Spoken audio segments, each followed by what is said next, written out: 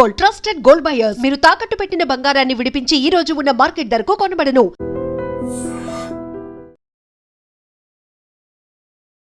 నమస్తే, నేను Kavitha. Welcome to I dream news and నిజాలు. ఏప్రిల్ 23న తమిళనాడులో 234 అసెంబ్లీ సెగ్మెంట్లకు గాను సింగిల్ ఫేజ్లో ఎలక్షన్ జరగబోతోంది. ఈ నేపథ్యంలోనే ప్రధాన పార్టీలు క్యాండిడేట్లను అనౌన్స్ చేయడంతో పాటుగా మేనిఫెస్టోలను కూడా రిలీజ్ చేస్తున్నాయి. వాళ్ళు చేస్తామని చెప్తున్నటువంటి ప్రామిసెస్ను కూడా అనౌన్స్ చేస్తున్నారు. ప్రధానంగా టీవీకే నుంచి సినీ నటుడు విజయ్ యూత్ని టార్గెట్గా చేసుకున్నారు. అండ్ స్టాలిన్ 500కు పైగా హామీలని ఇప్పుడు ఇవ్వబోతున్నారు. ఎలక్షన్స్లో గెలిచిన తర్వాత తాము ఏం చేస్తామో చెప్తున్నారు. ఎందుకని ఇంత ప్రతిష్టాత్మకంగా ఈసారి ఎన్నికలు జరగబోతున్నాయి, కీలకంగా ఎవరెవరికి మారుతున్నాయి? మనతో పాటుగా ఉన్నారు సీనియర్ జర్నలిస్ట్ సురేష్ కోచాతిల్ గారు. సార్ నమస్తే. సో సింగిల్ ఫేజ్లో 234 అసెంబ్లీ సెగ్మెంట్లకు జరుగుతున్నాయి. ఒక హీట్ అనేది కనిపిస్తుంది. యూజువల్గా తమిళనాడు అనగానే ఆ పొలిటికల్ హీట్ విపరీతంగా ఉంటుంది. అందులో ఈసారి ఎండాకాలం ఇంకొక సడన్ న్యూ పార్టీ అనేది కూడా జాయిన్ అయిపోయింది. కరెక్ట్. ఎందుకంటే ప్రామిసెస్ ఇవ్వడం అనేది తమిళనాడులో చాలా మటుకు జయలలిత టైం నుంచి ఫేమస్. దానికన్నా ముందు కూడా ఉందనుకోండి. జయలలిత గారు వచ్చిన తర్వాత మిక్సీ కానీ, గ్రైండర్ కానీ, టెలివిజన్ సెట్లు కానీ ఇదాన్ని ఫ్రీగా ఇవ్వడం మొదలుపెట్టారు. తమిళనాడు ఎలక్షన్ సరే అన్ని రాష్ట్రాల్లో ఫ్రీవీస్ ఉన్నాయి, లేదని చెప్పట్లేదు.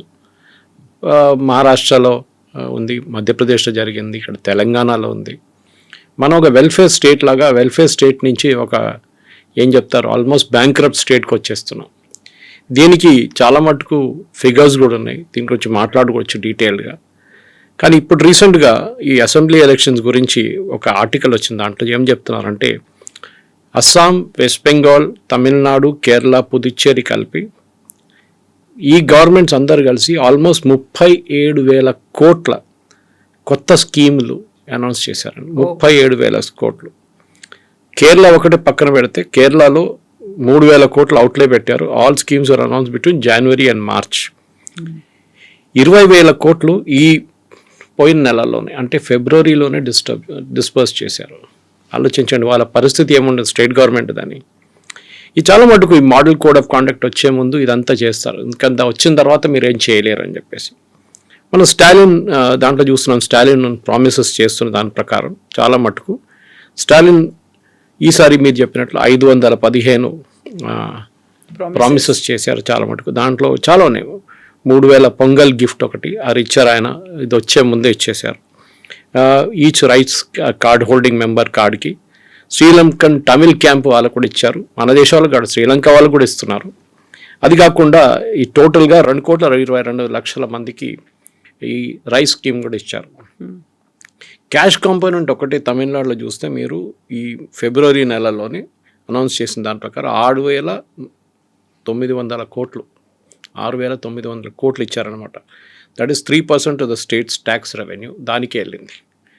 సో దాని తర్వాత మీరు ఒక నెల తర్వాతనే మన జనవరి ఫిబ్రవరిలో చూసుకుంటే కూడా 5,000 రూపాయలు సహా 1,31,00,000 మహిళలకు కలంగార్ మల్లర్ ఉరిమయ్య తొగై స్కీమ్ కింద ఇచ్చారన్నమాట.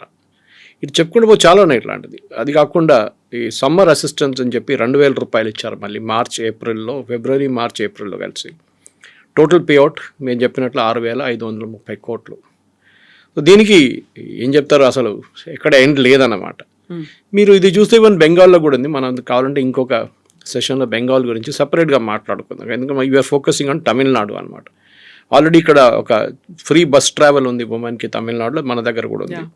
అది కాకుండా కేఎంయూటీ కింద 1,000 రూపాయల క్యాష్ ట్రాన్స్ఫర్ కూడా చేశారు. కానీ ఇవాళ ఈ 515 ప్రామిసెస్లు చేసిన స్టాలిన్ వాళ్ళ పార్టీకి డిఎంకే తరఫు నుంచి ప్రామిసెస్ కానీ ఏఐడిఎంకే వైపు నుంచి ఈపీఎస్ గారు దాన్ని ప్రశ్నించారు. విజయ్ ఆయన ప్రామిసెస్ల మీద వెళ్తున్నాం, ఒక్కొక్కటి తీసుకుందాం మనం. ఇప్పుడు ఎగ్జాక్ట్లీ ఇప్పటిదాకా మనం టీవీలు, మిక్సర్ గ్రైండర్లు అనుకున్నాం, ఈసారి ఫ్రిడ్జ్లు కూడా ఇస్తున్నట్టున్నారు, అనౌన్స్ చేశారు. అంటే ఇప్పుడు ఏం చెప్పారంటే మహిళలకి 2,000 రూపాయలు ఇస్తుండే, అది నెలకు 1,000 రూపాయలు ఉండే 2,000 చేశారు. అంటే పేదవాళ్ళకి అనమాట. కానీ అది దానికి డెఫినేషన్ ఏం లేదు. మన దగ్గర తెలంగాణలో చూస్తున్నాం ఆల్మోస్ట్ మన పాపులేషన్ కన్నా ఈక్వల్ వైట్ రేషన్ కార్డులు ఉన్నాయి మన దగ్గర, విచ్ ఇస్ అ ఫ్రాడ్ కంప్లీట్గా. దాంట్లో మినిమం మీరు తీసేస్తే income tax pays, car owners, మిగతా 2 వీలర్ ఓనర్స్ అందరు తీసేస్తే మీకు 60 నుంచి 70% కార్డులు మీరు తీసేయచ్చు, కానీ తీయరు స్టేట్ గవర్నమెంట్. సో మన దగ్గర 1 కోటి రేషన్ కార్డులు ఉన్నారు. సో మల్టిప్లై బై 4 crores అంటే మన పాపులేషన్ కన్నా ఈక్వల్ మన రేషన్ కార్డు మన దగ్గర ఉందన్నమాట, విచ్ ఇస్ నాట్ పాసిబుల్. కానీ అది సపరేట్ సబ్జెక్ట్. అది ఎవరైనా కోర్టుకి వెళ్ళి క్వశ్చన్ చేస్తేనే అది బయటపడుతుంది. చాలా ఈజీగా మీరు దాన్ని మీరు ట్రేస్ అవుట్ చేయొచ్చు. సో ఈ 515 ప్రామిసెస్లో ఒక ప్రామిస్ కొత్తగా ఏం పెట్టారంటే 8,000 రూపాయలు ఒక కూపన్ ఇస్తారంట. స్టాలిన్ వాళ్ళ పార్టీ ఎలక్ట్ అయితే 8,000 రూపాయల కూపన్. దాంతో మీరు వెళ్ళి పక్కన ఉన్న షాప్ నుంచి మీరు కావాల్సిన ఎలక్ట్రానిక్ గుడ్స్ వాడుకోవచ్చు, ఏదైనా కొనుక్కోవచ్చు, హౌస్ హోల్డ్ గుడ్స్ కూడా కొనుక్కోవచ్చు, రీప్లేస్ కూడా చేసుకోవచ్చు. ఇది ఒక ప్రామిస్ ఇచ్చారనమాట. ఈ పర్టికులర్ స్కీమ్ కింద కూడా దాని తర్వాత టీవీలు, రెఫ్రిజిరేటర్లు, వాషింగ్ మిషన్లు, మిక్సర్ ఏదైనా మీరు కొనుక్కోవచ్చు, microwave and induction cookers also. ఇంకోటి ఏంటంటే ఆయన కీ ప్రామిస్ చేసింది ఈ ఫార్మర్స్కి, రైతులకి ఫ్రీ మోటార్ పంప్ సెట్ ఇస్తారంట. ఇవ్వడం ఒకటే కాదు, దాంతోపాటు ఫ్రీ ఎలక్ట్రిసిటీ ఇప్పుడు కూడా ఇస్తున్నారు.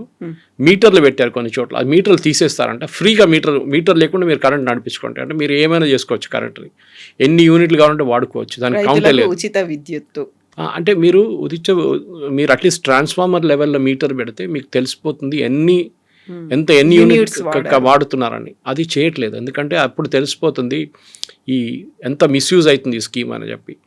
మన దగ్గర చాలా మటుకు ఈ బ్యాటరీ ఛార్జింగ్ యూనిట్స్ అని మీకు కనిపిస్తుంది. సిటీ నుంచి ఒక 50 కిలోమీటర్ 100 కిలోమీటర్ దూరంలో ఈ మన దగ్గర నుంచి ఇన్వర్టర్ బ్యాటరీ ఛార్జింగ్కి తీసుకెళ్తారు. ఇక్కడ నుంచి చాలా మటుకు వందలాది బ్యాటరీలు పోతాయి డైలీ స్టేట్ నుంచి. తెలంగాణ వైపు కూడా చూడొచ్చు మీరు. అదంతా ఈ ఫార్మ్స్కి వెళ్ళి అక్కడ ఒక చిన్న బిల్డింగ్ లాగా కట్టి అక్కడ ఈ బ్యాటరీ ఛార్జింగ్ నడుస్తూ ఉంటుంది కంప్లీట్గా. అంత మిస్యూజ్ జరుగుతుంది ఎలక్ట్రిసిటీ అనమాట. సో అట్లాంటిది తమిళనాడులో కూడా రీసెంట్లీ సుప్రీంకోర్టులో ఏదో ఒక కేసు వచ్చింది అనుకుంటా. సుప్రీంకోర్టు చాలా క్లియర్గా అడిగారు, మన గవర్నమెంట్ ఆఫ్ ఇండియా స్కీమ్ ప్రకారం మనం బిలో ప్రొడక్షన్ కాస్ట్ ఏమి ఇవ్వకూడదు, ఎవరికి ఇస్తే అందరికి ఇవ్వాలి వితౌట్ బ్లాంక్. అంటే మీరు బ్యాంక్రప్ట్ అయిపోతారు స్టేట్ గవర్నమెంట్ కంప్లీట్గా. మీరు ఎవరికైనా ఉచిత కరెంట్ ఇస్తే దానికి ప్రొడక్షన్ కాస్ట్ 3 రూపాయలు ఉందనుకోండి, లేకుంటే 2 రూపాయలు 70 పైసలు ఉంటే you have to charge that amount 270. ఎట్లా ఛార్జ్ చేస్తారు మీరు? మీకు తెలియదు ఎన్ని యూనిట్లు కన్జ్యూమ్ అవుతుందని. సో బ్లైండ్గా ఏం చేస్తారు, ఒక 7,000 రూపాయలు 8,000 రూపాయలు సబ్సిడీ అని చెప్పేసి ఎలక్ట్రిసిటీ బోర్డు వాళ్ళ డిస్ట్రిబ్యూషన్ కంపెనీస్కి ఇస్తారు. వాళ్ళు దాన్ని తీసుకుంటారు అంతే, వాళ్ళు ఏం చేయలేకపోతే. ఇక్కడ కూడా తెలంగాణలో కూడా అంతే బ్యాంక్రప్ట్ స్టేట్కి వచ్చేసారు. ఇది కాకుండా స్టాలిన్ గారు ఇంకా ప్రామిస్లు ఉన్నాయి. మోటార్ పంప్ సెట్ చెప్పాం మనం. ఇన్ఫ్యాక్ట్ అని చెప్పారు, మా పోల్ మేనిఫెస్టో ఒక సూపర్ స్టార్ అన్నమాట ఈ ఎలక్షన్లో చెప్తున్నారు.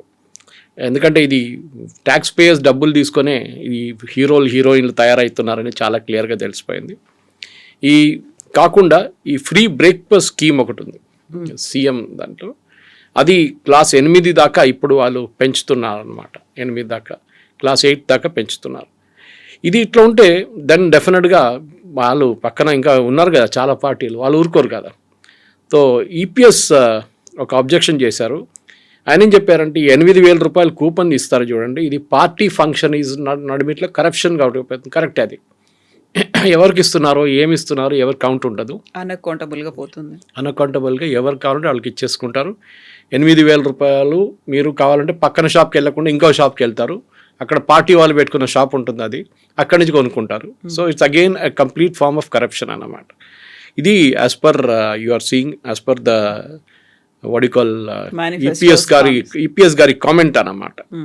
ఈ token will be distributed by DMK workers అంటే before and demand a cut before. అంటే టోకన్లు ఇచ్చే ముందు మీరు డిఎంకే ఫంక్షనరీ ఎవరు ఉంటారో, ఎమ్మెల్యే ఉంటారో, కౌన్సిలర్ ఉంటారో వాళ్ళు ఒక కమిషన్ తీసుకుంటారని చెప్తున్నారు అన్నమాట.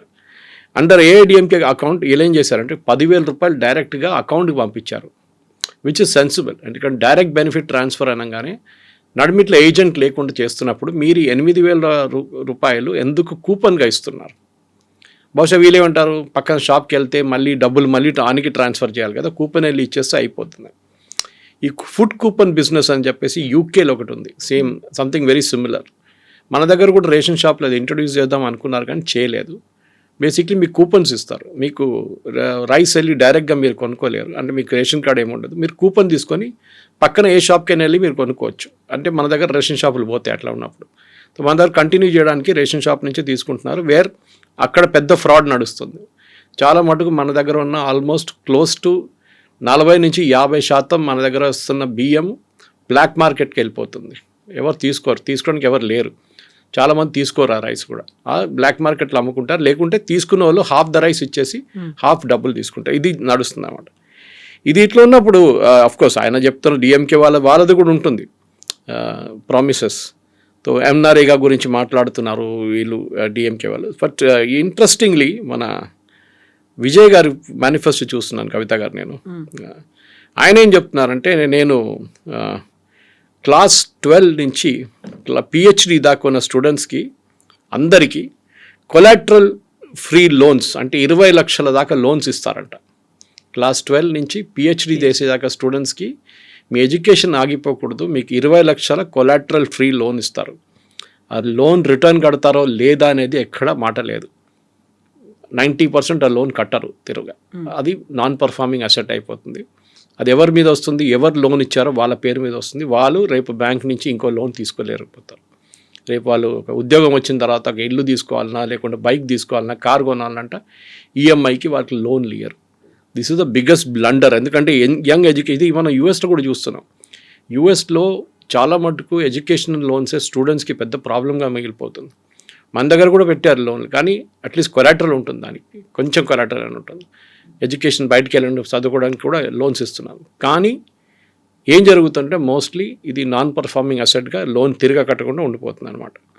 సో ఆయన లాజిక్ ఏంటంటే, గ్రాడ్యుయేట్స్కి 29 సంవత్సరాలు చదువుకున్న తర్వాత కూడా ఒక ఉద్యోగం రాకపోతే వాళ్ళకి 4,000 రూపాయలు ప్రతి నెలకి ఇస్తారంట. అంటే if you reach 29 years old and మీకు ఇంకా ఉద్యోగం రాకపోతే, అన్ఎంప్లాయిడ్ యూత్కి ఆలోచించండి, ఏదైనా పని చేసుకోవచ్చు కదా. లేదు, నేను ఇంట్లో కూర్చుంటాను, నాకు 4,000 రూపాయలు కావాలని చెప్తున్నాను అనమాట. ఈ పరిస్థితిలో ఉన్నప్పుడు కవిత గారు చాలా మట్టుకు దాని తర్వాత డిప్లొమా హోల్డర్స్కి 2,500 రూపాయలు ఇస్తారంట. అది కూడా చూడండి. సో అందరు ఇవ్వడమే ఉంటుంది. అది కాకుండా టీవీకే పార్టీ ఏం చెప్తున్నారంటే 5 లక్షల జాబ్స్ క్రియేట్ చేస్తాం, ఉద్యోగం క్రియేట్ చేస్తాం. దేని కింద? CM public service friends post అని ఒక పదవి ఇస్తారంట. అంటే అది కరప్షన్ అగైన్, వాళ్ళ పార్టీ వాళ్ళకి ఇస్తారు. అది దాంట్లో ఏంటంటే ఈ అర్బన్ అండ్ పంచాయత్ లోకల్ బాడీస్లో వీళ్ళు గవర్నమెంట్ సర్వీసెస్, అంటే మీకు ఏదైనా ఒక అప్లికేషన్ ఫిలప్ చేయాలన్నా మిగతా దానికన్నా చదువు లేని వాళ్ళకి హెల్ప్ చేస్తారంట. వీళ్ళు వెళ్ళి డోర్ స్టెప్ దగ్గర వెళ్ళి చేస్తారు. వాళ్ళకి ప్రతి నెల 15,000 రూపాయలు ఇస్తారంట, 18,000 రూపీస్.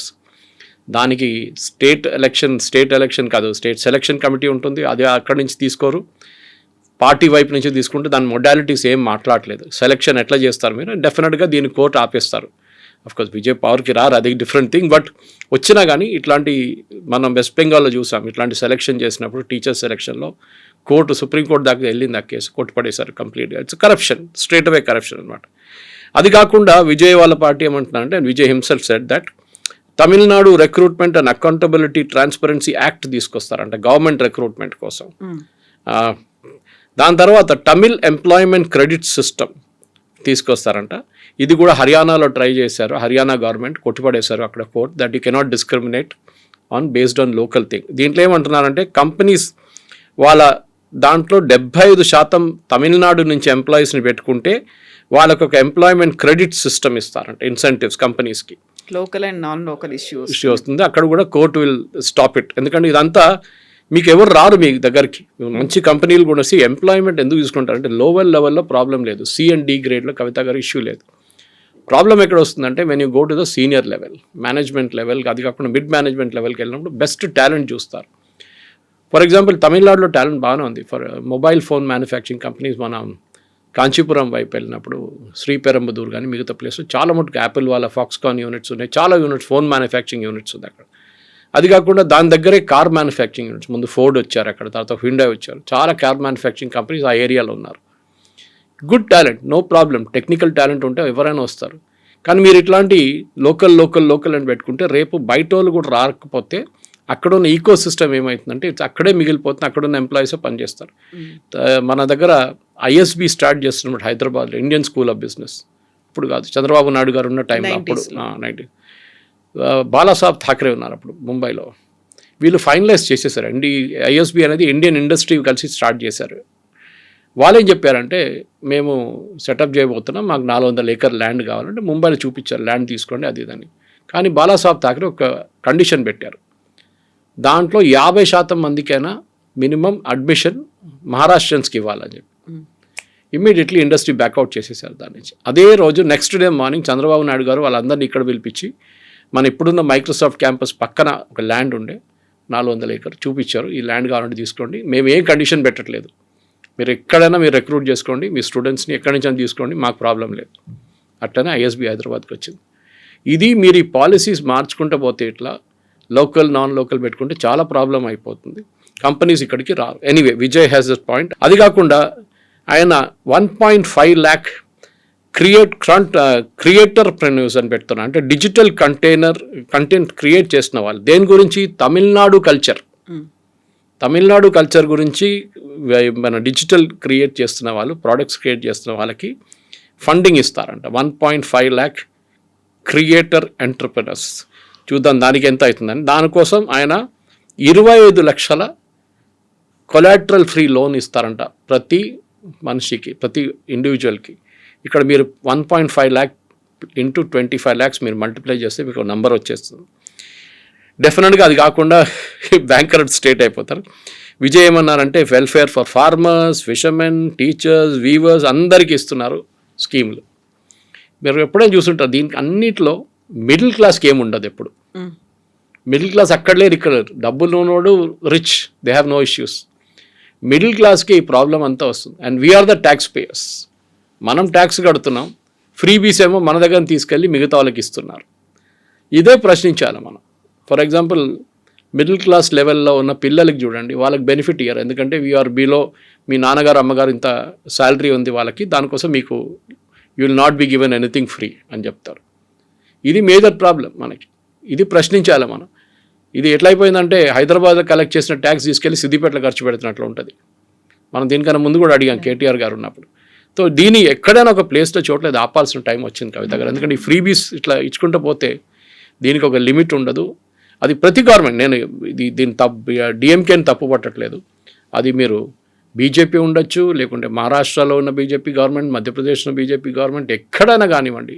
వెస్ట్ బెంగాల్లో మమతా బెనర్జీ అయితే ప్రామిస్ల మీద ప్రామిస్ చేస్తుంది ఆమె. అట్లాంటి పరిస్థితుల్లో గవర్నమెంట్స్ ఇవాళ లేకుంటే రేపు కంప్లీట్గా బ్యాంక్రప్ట్ అయిపోతారు.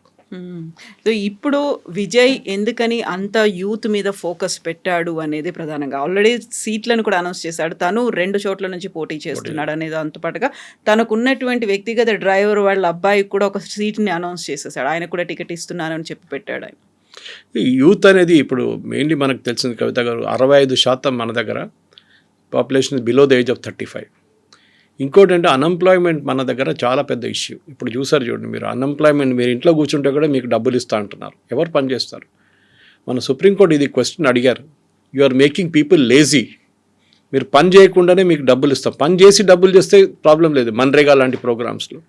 అది కాకుండా మీరు ఈ ఇంట్లో కూర్చోండి మీకు డబ్బులు ఇస్తా అంటే దట్ ఈస్ అబ్సల్యూట్లీ ఇల్లాజికల్. ఏదైనా ఒక పని చేపియాలి.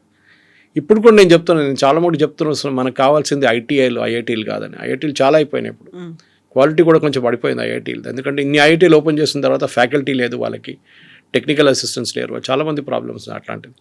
ఈ పరిస్థితుల్లో మనకు కావాల్సింది ఏంటంటే ఎంప్లాయ్మెంట్ జనరేషన్ స్కీమ్స్. అదేంటంటే మన దగ్గర ఇప్పుడు కూడా మీరు చూడండి, ఎప్పుడు నేను చాలాసార్లు చెప్పాను, మీ దగ్గర బహుశా చెప్పుంటాను, కార్పెంటర్లు దొరకరు, ఎలక్ట్రీషియన్ దొరకరు, ప్లంబర్లు దొరకరు, ఎయిర్ కండిషనింగ్ మెకానిక్స్, ఎవరు చూడండి ఇట్లాంటి ఆటోమొబైల్ వీళ్ళు మీకు దొరకరు. ఎస్పెషలీ ఈ carpenter, plumber, electrician major problem. వాళ్ళు అసలు అదేమని అంటే వాళ్ళు ఫుల్ బిజీ ఉంటారు, వాళ్ళు పిలిస్తే మీరు చూడండి. మా దగ్గర కూడా చూసాను, మా పని మనిషి ఇంకా ముందున్న పని మనిషి వాళ్ళ అబ్బాయిని నేనే చదివిపించాను ఐటీఐలో.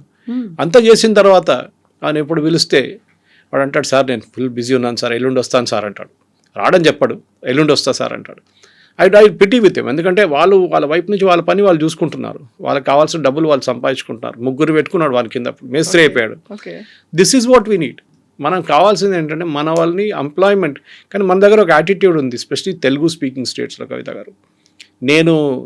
నాకు ఒక ఐటీ ఉద్యోగం కావాలి, నేను ఒక ఏసీ రూమ్లో కూర్చోవాలి, వైట్ కాలర్ జాబ్ కావాలి, నేను ఇట్లాంటి పనులు బైక్ మీద తిరగడము, అత్తగడము, ఇక్కడ వెళ్ళడం నేను చేయను, మెకానిక్ పనులు చేయను. ఇది మేజర్ ప్రాబ్లం అన్నమాట వీళ్ళన్నింటిలో. ఇట్లాంటి ఇష్యూలోనే మనం చూడాల్సింది ఏంటంటే మన యంగ్స్టర్స్కి ఉద్యోగం ఎక్కడి నుంచి మనం ఇవ్వబోతున్నాను అని చెప్పేసి దానికోసం ఉన్న స్కీములు తీసుకొస్తే బాగుంటుంది. నేను దాన్ని వ్యతిరేకించను. ఏ గవర్నమెంట్ కానీ స్కిల్ డెవలప్మెంట్లో ఇప్పుడు ప్రధానమంత్రి కౌశల్ యోజన ఉంది, దాని కింద మీకు ట్రైనింగ్ ఇస్తారు. ట్రైనింగ్ ఇచ్చిన అది కూడా ఫ్రీ ట్రైనింగ్ ఇస్తారు. 6 నెలల నుంచి 12 నెలల దాకా ఏదైనా ఒక పర్టికులర్ ట్రేడ్ నేర్చుకుంటారు. దాని తర్వాత మీకు ఉద్యోగం రాకపోతే స్టైఫండ్ ఇస్తారు. దాన్ని ఉన్నప్పుడు కూడా మన వాళ్ళు దానికి వెళ్ళరు, ఎందుకంటే అక్కడ అన్ని ట్రేడ్ జాబ్స్ ఉంటుంది. ట్రేడ్ జాబ్స్ మాకు వద్దు. ఈ యాటిట్యూడ్ మార్చాల్సింది. ఇప్పుడు నేను వచ్చేది కేరళ నుంచి, మీకు తెలుసు, అక్కడ nursing is a big profession. అక్కడున్న నర్సెస్ లోకంలో మీరు ఎక్కడైనా వెళ్ళండి, అక్కడ ఉంటారు వాళ్ళు, నర్సెస్ ఉంటారు. ఎందుకు? They don't mind doing that job.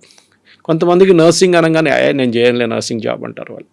ఒకటి టైమింగ్స్ గురించి ఉంటుంది, ఒకటి పేషెంట్స్తో డీల్ చేసేటప్పుడు illness, even elderly care for example Kavitha గారు పెద్ద బిజినెస్ అది. ఇజ్రాయెల్లో మ్యాక్సిమం ఎల్డర్లీ కేర్ హెల్ప్ చేస్తున్న అసిస్టెంట్స్ కేరళ నుంచి. ఆలోచించండి, అది పెద్ద ఒక బిజినెస్. జపాన్లో కూడా ఎల్డర్లీ కేర్ చాలా పెద్ద బిజినెస్ అయిపోయింది ఇప్పుడు. కానీ మన దగ్గర అది ఉద్యోగం కాదు. మోదీ గారు ఒక టైంలో చెప్పారు, పకోడా ఫ్రై చేసిన వాళ్ళు కూడా బిజినెస్ చేస్తారు బాగానే అని. కరెక్టే అది, కానీ మనకు అది నచ్చదు. మనకి ఫ్రీబీలు. మీరు ఒక అసెట్ క్రియేట్ చేస్తే ఇష్యూ లేదు. ఫర్ ఎగ్జాంపుల్ ముద్రా లోన్ తీసుకోండి. ముద్రా లోన్ తీసుకున్న మన దగ్గరే తెలంగాణలోనే almost 1/4 of the population Mudra లోన్లోనే తీసుకున్నాం. చాలామంది ఉన్నారు, నేను కలిశాను కూడా వాళ్ళని. ఒక మహిళ 5 కుట్టు మిషన్ తీసుకుంది, 2 షిఫ్ట్లు నడిపిస్తుంది ఆమె. అట్లాంటి 10 మందికి ఉద్యోగం ఇస్తుంటే దానికి ఒక వాల్యూ అడిషన్ ఉంది. మీరు స్కిల్ డెవలప్మెంట్ మాట్లాడినప్పుడు కూడా ఈ మహిళలు స్కిల్ ఇస్తే బాగుంటుంది. ఒక లిజ్జత్ పాపడ్ ఎక్కడి నుంచి మొదలైంది మన అందరికీ తెలిసిన స్టోరీ, అది చాలా పెద్ద సక్సెస్ స్టోరీ అయిపోయింది. అట్లాంటి మనం ఎందుకు చేయట్లేదు? మీరు you give the money but demand some workout of, అంటే ఏదైనా ఒక ఉద్యోగం చేయాలి మీరు అని చెప్పాలి. ఈ ఫ్రీ బిల్ ఇచ్చుకుంటూ పోయి మీరు 5-8 వేల రూపాయలు తీసుకెళ్ళి మిక్సీలు కొనుక్కోండి, గ్రైండర్లు కొనుక్కోండి. What is the value addition? Nothing. మీరు పని చేయండి, మీరు ఇట్లాంటి మీ విలేజ్ కమిటీని పెట్టండి, అక్కడ మీరు క్లెన్లీనెస్ అప్కీప్ చేయండి, అక్కడ ఉన్న స్వీపర్స్ని మీరు చూసుకోండి, దాన్ని బట్టి మీకు ఇంత డబ్బులు ఇస్తా ఉంటే దర్స్ అ లాజిక్ బిహైండ్ ఇట్. ఒట్టిగా ఏం చేయకుండా నాన్ ట్యాక్స్ పేయింగ్ అంటే చూడండి, అక్కడ కూడా వాళ్ళు చాలా క్లియర్గా తీసుకొచ్చారు స్టాలిన్ గారు. నేను చెప్పడానికి మర్చిపోయాను, క్లాస్ పెట్టారు ఆయన, స్టార్ పెట్టారు దాని పక్కన. ఏంటి? మీకు 8,000 రూపాయలు కావాలంటే you should be a non tax paying lady. ఆలోచించి, అంటే ట్యాక్స్ పేయింగ్ లేడీ దగ్గర నుంచి డబ్బులు తీసుకొని నాన్ ట్యాక్స్ పేయింగ్ లేడీకి ఇస్తున్నారు. కష్టపడి పనిచేసే ఒక లేడీకి ఇన్సెంటివ్ లేదు వాళ్ళకి. ఇది చాలా బాధ అనిపిస్తుంది, ఎందుకంటే ఇట్లాంటి ఫ్రీబీస్తోనే వీళ్ళు ఎలక్షన్స్ గెలుస్తున్నారు. దాని తర్వాత ఎలక్షన్ రోజు ముందు రోజు వెళ్ళి అందరికి డబ్బులు ఇచ్చి మందు ఇచ్చి ఓట్లు వేయించుకుంటారు. మన democracy I think it is failed. నేను దీంట్లో అందరిని తప్పు పడుతున్నాను, ఒక్కరినేం కాదు, అందరిని తప్పు పడుతున్నారు. Right from top to bottom A party అయినా ఇట్లాంటి ఫ్రీబీస్ ఇచ్చుకుంటూ పోతే దెన్ గవర్నమెంట్ అంటే మన కంట్రీ ఇంకొక 10-15 సంవత్సరాల తర్వాత కూడా ఎక్కడున్నా అక్కడే ఉంటాం మనం. ఇప్పుడు అలయన్స్కి సంబంధించి కూడా ఒక పెద్ద డిస్కషన్ అనేది అవుతుంది. అందులోనూ విజయ్ ఎలాంటి రోల్ ప్లే చేయబోతున్నారు? అంతకుముందు మనం సినిమా నటులు ప్రారంభించినటువంటి పార్టీల గురించి చూస్తే మనకి ఎంజేఆర్, జయలలిత, కరుణ అనేది వాళ్ళ తర్వాత మళ్ళీ అలాంటి రేంజ్లో ఉన్న వాళ్ళు కనిపించలేదు. ఇప్పుడు విజయ్ టీవీకే పార్టీ ఎంత క్రూషియల్ అవుతుందా, లేకుంటే పట్టించుకోరా? ఎలా ఉంటుంది అక్కడ సిచ్యువేషన్ అనేది? ఇప్పుడున్న ఒపీనియన్ పోల్స్ ప్రకారం విజయ్ వాళ్ళ పార్టీ టీవీకేకి 6-7% ఓట్లే వస్తుంది. ఇది పెద్ద ప్రాబ్లం కాబోతుంది. సెంగోటియన్ లాగే వాళ్ళని పెద్ద సీనియర్ లీడర్ని తీసుకున్నారు ఇంకో పార్టీ నుంచి, కానీ ఒక సెంగోటియన్ అందరిని తీసుకురాలేదు. బూత్లో 243 బూత్లు ఉన్నప్పుడు మీకు ఆ బూత్లో ప్రతి బూత్లో కమిటీ మెంబర్స్ ఉండాలి, ప్రతి బూత్లో లోకల్ లీడర్స్ ఉండాలి. అది లేదు, అది అక్కడే ప్రాబ్లం వస్తుంది. అది అన్నామలై గారు చేశారు బీజేపీ కోసం, చాలా బాగా చేశారు. కానీ పాప ఆయన ఈ ఎలక్షన్లో పక్కన పెట్టేశారు ఎందుకో. నిన్న ప్రధానమంత్రి గారు వచ్చినప్పుడు కూడా కోయంబత్తూర్ ఎయిర్పోర్ట్కి అన్నామలై గారు వెళ్ళలేదు. Maybe he has his difference of opinion and with the party, కరెక్టే. కానీ ఆ బూత్ లెవెల్ వర్కర్స్ రాకపోతే కవిత గారు ఈ మన విజయ్ పార్టీ కానివ్వండి ఏ పార్టీ అయినా, బికాజ్ మీరు చూడండి జయలలిత, ఎంజీఆర్ మీరు చెప్పిన పేర్లలో దేవర్ స్టార్ క్రౌడ్ పుల్లర్స్ ఏమైనా కానివ్వండి, అది వాళ్ళకి ఆరా ఉండే, ఒక కరిష్మా ఉండే. తమిళనాడులో మీరు ఈ చూసిన పొలిటీషియన్స్కి అదే టైంలో మీరు కేరళకు వచ్చినప్పుడు ప్రేమ్ నసీర్ గారు ఫస్ట్ ఈ పోటీలో దిగారు. He was a super star of that age. NT Rama Rao టైంలో ఆయన ఎలక్షన్లో ఫ్లాప్ అయ్యారు కంప్లీట్గా. అక్కడ వాళ్ళు పట్టించుకోరు. సరే సురేష్ గోపి గారు గెలిచారు, అదంతా ఓకే. బట్ ఓవరాల్గా చూస్తే ఎంజీఆర్ లోకల్ కూడా కాదు, ఆయన he is from Malayali born in Ceylon. Jayalalithaa Karnataka నుంచి. అట్లాంటి పరిస్థితుల్లో వాళ్ళు తమిళనాడుకు వచ్చి అక్కడ ఎలక్షన్ గెలవడం, even Rajinikanth can take it. Of course ఆయన పొలిటిక్స్ రాలేదు, ఈజ్ మహారాష్ట్రియన్, కానీ యాక్సెప్ట్ చేశారు తమిళనాడు వాళ్ళు. సో ఈ లోకల్ నాన్ లోకల్ ఎక్కడ కూడా వస్తుంది. విజయ్ వాళ్ళ పార్టీ నా అంచనా ప్రకారం, I may be wrong, but ఇప్పుడు వస్తున్న ఒపీనియన్ పోల్స్లో, గ్రౌండ్ పోల్స్లో ఏం చెప్తున్నారంటే ఆయనకి 6 నుంచి 7% ఓట్లే వస్తుంది. దాంతో ఒక్క సీటు కూడా రాదు వాళ్ళకి. ఈయన గెలుస్తాడంటే అది పాసిబ్లీ పెరంబూర్ నుంచి పోటీ చేస్తున్నారు ఒక సీటు. తిరుచి అది పెరంబూర్ నుంచి గెలవచ్చు కావాలంటే, because Perambur is more of an urban seat. బహుశా కొంచెం ఆయనకు పుల్ ఉంటుంది అక్కడ, కానీ డౌట్ఫుల్. ఆయనకి నేను అనుకుంటాను 2 నుంచి 4 సీట్లు కూడా వాళ్ళ పార్టీకి రాదు. ఆ తర్వాత national parties role BJP election flop అవుతుంది, దాంట్లో డౌట్ లేదు. అది ఒకటి. వాళ్ళ టికెట్ డిస్ట్రిబ్యూషన్ చూడండి, నిన్న కూడా ఎయిర్పోర్ట్లో, కోయంబత్తూర్ ఎయిర్పోర్ట్లో పెద్ద ఒక ప్రొటెస్ట్ ఉండే. Palani seat which is a very strong, అంటే ఈవెన్ అన్నామలై గారు చెప్పారు అది. చాలా సీట్లో బీజేపీ లాస్ట్ టైం 2వ స్థానాలు వచ్చారు, 57 స్థానాలు అనుకుంటా, 57 కాన్స్టిట్యున్సీస్లో 2nd పొజిషన్లో వచ్చారు బీజేపీ. కానీ వాళ్ళకి ఈసారి ఇచ్చింది వాళ్ళకి 27 సీట్లే. అంటే మీరు 2nd పొజిషన్లో వచ్చిన ఏఐడిఎంకే కూడా 2nd పొజిషన్లో రాలేదు, బీజేపీ వచ్చారు. లాస్ట్ టైం వాళ్ళు సపరేట్గా పోటీ చేశారు. అట్లాంటి టైంలో ఆ 2వ స్థానంలో వచ్చిన ప్లేస్ అయినా బీజేపీకి ఇవ్వాలి ఉండే కదా. 27 కాకపోతే అట్లీస్ట్ ఒక 35. అది కూడా కాదు, ఆ 2nd వచ్చిన కాన్స్టిట్యున్సీలో చాలా కాన్స్టిట్యున్సీలో బీజేపీకి టికెట్ ఇవ్వలేదు. వాళ్ళు సీటు ఏఐడిఎంకే తీసుకున్నారు అక్కడ. దాని మీద చాలా పెద్ద ప్రొటెస్ట్ నడుస్తుంది ఇప్పుడు. ఇట్లాంటి పరిస్థితుల్లో ఇంకోటి అన్నామలై గారిని పక్కన పెట్టారు. Any day Annamalai is a super star for BJP తమిళనాడులో. ఆయన పక్కన పెట్టి పార్టీ లీడర్షిప్ చేసిన చాలా పెద్ద తప్పు. ఎందుకంటే బీజేపీకి తెలుసు ఆన్ దేర్ ఓన్ వాళ్ళు తమిళనాడులో గెలవలేరు. అది మన ఇప్పుడు కాదు, ఇంకా 30 సంవత్సరాలైనా బీజేపీ అక్కడ గెలవడానికి చాలా తక్కువ వచ్చాయి. ఎందుకంటే ద్రవిడియన్ మెంటాలిటీ చాలా మటుకుంది. Anti Hindi, anti north Indian, బీజేపీకి నార్త్ ఇండియన్ పార్టీ అని చూపించి వాళ్ళని ఓటు వేయడం కూడా చాలా ట్రై చేస్తారు డిఎంకే వాళ్ళు కానీ ఏడిఎంకే వాళ్ళు కూడా. అట్లాంటి పరిస్థితుల్లో బీజేపీని బిల్డప్ చేసుకురాను. చూడండి కేరళలో చూడండి, కేరళలో బీజేపీ ఒక టైంలో 4% ఓట్లు ఉండే, దాని నుంచి 8కి వచ్చారు, 8 నుంచి 12 అయ్యారు, 12 నుంచి 16కి వచ్చారు. ఇంక్రీజ్ అవుతూ వస్తుంది. కానీ కేరళ పాపులేషన్ 43% హిందువులు ఉన్నారు. చాలా డిఫికల్ట్ అక్కడ ఎక్స్పాండ్ చేయడం. కానీ తమిళనాడులో ఆ ప్రాబ్లం లేదు. కానీ తమిళనాడులో ఉన్న ప్రాబ్లం ఈ ద్రవిడియన్ మెంటాలిటీ. ఓకే, ఈ ద్రవిడియన్ మెంటాలిటీతో బీజేపీ మ్యాచ్ కారు. సో బీజేపీకి అక్కడ ఉన్న ప్రాస్పెక్ట్స్ ఈసారి కూడా చాలా తక్కువ ఉంటుంది. నేను అనుకుంటాను పోయినసారి కన్నా తక్కువ సీట్లు ఈసారి బీజేపీకి రావచ్చు. బికాస్ మెయిన్ రీజన్ అన్నామలై లాంటి క్రౌడ్ పుల్లర్ని మీరు పార్టీ పక్కన పెట్టారు. ఎవరో తెలియని ఒక లీడర్ని తీసుకొచ్చి పార్టీ లీడర్ చేయించారు. I think that was the biggest mistake BJP has done. ఏఐడిఎంకేకి ఇంత లీవ్ ఇవ్వకుండా కొంచెం స్ట్రిక్ట్గా నిలబడితే బహుశా అమిత్ షా గారు బీజేపీ కొన్ని ఎక్కువ సీట్లు తీసుకొని లాస్ట్ టైం 2nd పొజిషన్ వచ్చే సీట్ కాంటెస్ట్ చేస్తే బీజేపీకి ఒక 25-30 సీట్లు వస్తుంది. కానీ ఈసారి అది కూడా డౌట్ఫుల్. కాంగ్రెస్కి అంతే కదా, 28 సీట్లు వాళ్ళు పోటీ చేస్తే దాంట్లో 22-23 గెలుస్తారు వాళ్ళు. ఎప్పుడు బికాజ్ డిఎంకే సీట్లు అదన్నీ వాళ్ళకి. కాంగ్రెస్ ఆన్ దేర్ ఓన్ ఇప్పుడు అక్కడ కూడా ప్రొటెస్ట్ చూస్తున్నారు మీరు. చిదంబరం కానీ వాళ్ళ కొడుకు వీళ్ళందరూ they are all not happy with it.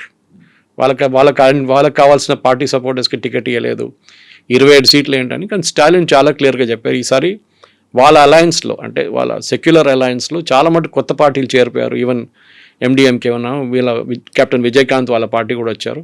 So వాళ్ళకి సీట్లు ఇవ్వాలి మేము. సో మేము ఇంతమందికి సీట్లు ఇవ్వలేము. సిపిఐ కూడా క్రియేట్ చేశారు ఇష్యూ. సిపిఎం కూడా మాకు 15 సీట్లు కావాలి అది అని చెప్తే ఇస్తే 5 ఇస్తాను, తీసుకోలేకుండా వద్దని చెప్పేశారు. స్టాలిన్ క్లియర్గా చెప్పారు it's a choice is yours అని. సో వాళ్ళు 5 సీట్లు తీసుకొని దే కెప్ట్ క్వైట్, ప్రాబ్లం లేదు. లేకుంటే వాళ్ళకి ఒక సీట్ కూడా రాదు. ఒంటరిగా పోటీ చేస్తే సిపిఐ ఒక సీట్ కూడా రాదు. సో కాంగ్రెస్కి ఈసారి కూడా ఒక 21 నుంచి 22 సీట్లు రావచ్చు అక్కడ. That too because of DMK, not because of Congress. So అక్కడ regional parties versus national parties ఉంటుంది. ఆ తర్వాత స్టార్డమ్ ఎంత దాకా పుల్ చేసుకొని తీసుకొస్తుంది. అది ఒకటి స్టార్డమ్ అనేది విజయ్ది అంత పెద్ద స్టార్డమ్ లేదని. You can't compare Vijay to, మీరు విజయ్ని జయలలిత గారితోనో లేకుంటే ఎంజీఆర్ గారితోనో కంపేర్ చేయలేరు మీరు. వాళ్ళకి డిఫరెంట్ లీగ్లో ఉన్నారు వాళ్ళు. వాళ్ళ ఆరో కూడా వాళ్ళు చాలా సంవత్సరాల తర్వాత కష్టపడి పనిచేసిన తర్వాతే వాళ్ళు పైకి వచ్చారు. అండ్ ఎంజీఆర్ గారు ఉన్నప్పుడే జయలలితని ఒక పార్టీ నెంబర్ 2గా డెవలప్ చేసుకుంటూ వచ్చారు. సో కంటిన్యూషన్ ఈజీగా ఉండే. కానీ ఆ ప్రాబ్లం ఎక్కడ వచ్చింది, జయలలిత దాని తర్వాత ఎవరిని ట్రస్ట్ చేయలేదు. ఆమె కూడా ముఖ్యమంత్రి పదవి నుంచి రాజీనామా చేయాల్సి వచ్చినప్పుడు, పక్కన జరగాల్సి వచ్చినప్పుడు ఓపీఎస్ గారిని తీసుకొచ్చారు, పన్నీర్సెల్వం గారిని. కానీ ఇప్పుడు పన్నీర్సెల్వం గారు డిఎంకేలో ఉన్నారు. That's a tragedy of it.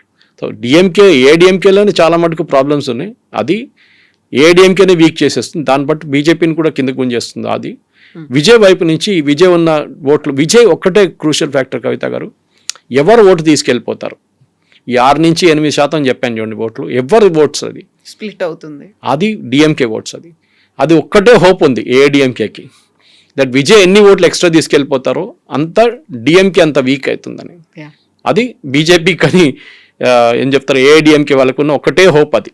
అక్కడి నుంచి వాళ్ళకి ఏదైనా బెనిఫిట్ వస్తే వస్తుంది, లేకుంటే ఈ అలయన్స్కి డిఎంకే బీజేపీకి అలయన్స్ అంత ప్రాస్పెక్ట్స్ తమిళనాడులో లేదని. సో హార్డ్లీ ఒక 23 days మాత్రమే ఉంది కాబట్టి ఒక క్రూషియల్ టైం, ఒక hot politics I think DMK will pull through. నా అంచనా ప్రకారం డిఎంకే విల్ పుల్ త్రూ. ఎందుకంటే ఏంకే లేదు అక్కడ ప్రతిసారి తమిళనాడు కైండ్ ఆఫ్ అంటే డిఎంకే ఏఐడిఎంకే ఇలా ఆల్టర్నేట్ గా వస్తుంటాయి. బట్ ఈసారి అలాంటి సిచువేషన్ దీనికన్నా ముందు కూడా జరగలేదు, 2 సార్లు వాళ్ళే గెలిచారు. ఓకే, జయలలిత గారు చనిపోయిన తర్వాత డిఎంకే ఎప్పుడు ముందు డిఎంకే గెలుస్తూనే వస్తున్నారు, ఏఐడిఎంకే ప్రాస్పెక్ట్స్ లేదు. అంటే మీరు ఒక లీడర్షిప్ లెవెల్లో ఎంజీఆర్ గారిని, జయలలిత గారిని, దాని తర్వాత మీరు ఈపీఎస్ని తీసుకొస్తే is nowhere, is a nobody absolutely. And especially తమిళనాడులో కూడా మనలా క్యాస్ట్ పాలిటిక్స్ చాలా ఉన్నాయి. గౌండర్స్ ఉన్నారు, అది ఉన్నారు, సదర్న్ తమిళనాడు సపరేట్ పాలిటిక్స్ ఉంది. ఈవెన్ విత్ ఇన్ డిఎంకే మీరు చూడండి, వాళ్ళ ఫ్యామిలీ యునైటెడ్గా లేరు. అఫ్కోర్స్ నిన్న మేనిఫెస్టోలో కనిమొഴി వాజ్ ఆల్సో దేర్, అదొకటి ఉంది. కానీ వాళ్ళ ఫ్యామిలీలో కూడా అంత పెద్ద కోఆపరేషన్ లేదు. కానీ అక్కడ సూపర్ స్టార్ స్టాలిన్ ఆయన నడిపిస్తున్నారు పార్టీ. ఆయన నెక్స్ట్ ఇన్ కమాండ్ కూడా ఆయన ఆల్రెడీ సెలెక్ట్ చేసుకున్నారు వాళ్ళ కొడుకుని. సో వాళ్ళ కంటిన్యూషన్ అవుతుంది అదే ఫ్యామిలీలో. Tamil Nadu politics is all about super stars.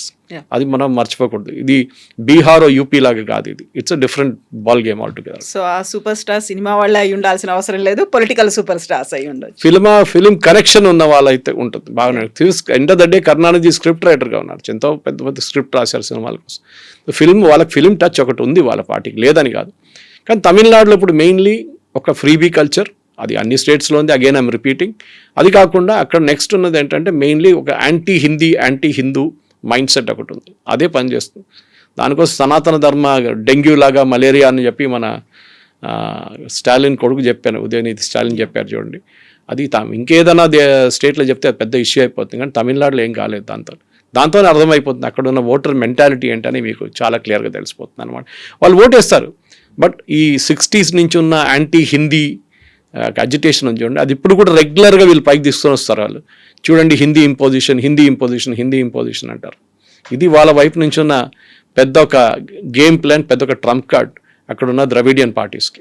Thank you very much. And for more videos, Please subscribe to iDream. Please subscribe to iDream. Please subscribe iDream. And please subscribe to iDream. For more videos, subscribe to iDream. please like, share and subscribe to the channel. Congratulations, iDream. Subscribe to iDream. Subscribe to iDream. So subscribe to iDream Media. iDream ki iDream team andarki huge congratulations. Please subscribe iDream Media. Please subscribe to iDream. Subscribe iDream. Please subscribe to iDream. iDream అంటే నా కళల ఛానల్ను subscribe చేసుకున్న నోరు తిరుగుతలేదు, మీరైతే గంట గుర్తు కొట్టండి. For more such videos, please subscribe to iDream. Subscribe to iDream. Please subscribe to iDream. Please subscribe iDream Media. Please do subscribe to iDream. Please subscribe to iDream Media. For best entertainment and information, please subscribe iDream. And don't forget to subscribe to iDream.